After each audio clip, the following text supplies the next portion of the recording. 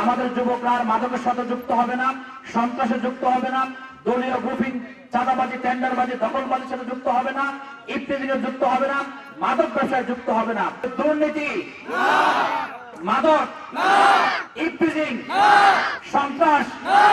Final খেলার পুরস্কার বিতরণ অনুষ্ঠানে উপস্থিত সম্মানিত অতিথি, প্রধান আকর্ষণ, বিশিষ্ট সমাজসেবক জনাব ডক্টর দেলোয়ার হোসেন, আজকের এই প্রোগ্রামের সম্মানিত বিশেষ অতিথি জামাত ইসলামী নাঙ্গলকোট উপজেলার সংগ্রামী নায়েবে আমির, এই এলাকার কৃতি সন্তান জনাব মাওলানা এস এম মহিউদ্দিন, নাঙ্গলকোট উপজেলা যুব বিভাগের সংগ্রামী সভাপতি জনাব মাওলানা আব্দুল হান্নান এবং আজকের আয়োজনের অন্যতম পৃষ্ঠপোষক, আজকের প্রোগ্রামের সম্মানিত সভাপতি, বিশিষ্ট সমাজসেবক, ক্রীড়া ব্যক্তিত্ব জনাব ওমর আল ফারুক সহ বিভিন্ন পর্যায়ের নেতৃবৃন্দ এবং খেলোয়াড়বৃন্দ, আপনাদের সকলকে অন্তরের অন্তঃস্থল থেকে ধন্যবাদ এবং মোবারকবাদ জানাচ্ছি।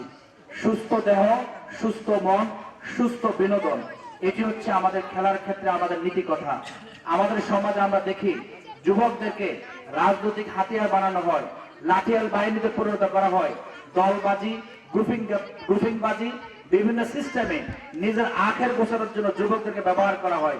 কিন্তু 5 আগস্টের যে অভ্যুত্থানের মাধ্যমে নতুন বাংলাদেশের সৃষ্টি হয়েছে, আমরা যুবকদেরকে আর লাঠিয়াল বাহিনীতে পরিণত না করে এই দেশের সম্পদে আমরা পরিণত করতে চাই। প্রত্যেক যুবককে সুস্থ বিনোদনের মাধ্যমে ক্রীড়া অনুরাগী করে তাদের আগামী দিনের ভবিষ্যৎ পথ চলা নির্ধারণ করতে চাই। আমাদের যুবকরা আর মাদকের সাথে যুক্ত হবে না, সন্ত্রাসে যুক্ত হবে না, দলীয় গ্রুপিং, চাঁদাবাজি, টেন্ডারবাজি, দখলবাজির সাথে যুক্ত হবে না, ইফতিজিংয়ে যুক্ত হবে না, মাদক ব্যবসায় যুক্ত হবে না এবং তারা মাদকও গ্রহণ করবে না। প্রত্যেকটিকে আমরা সকলে না বলবো।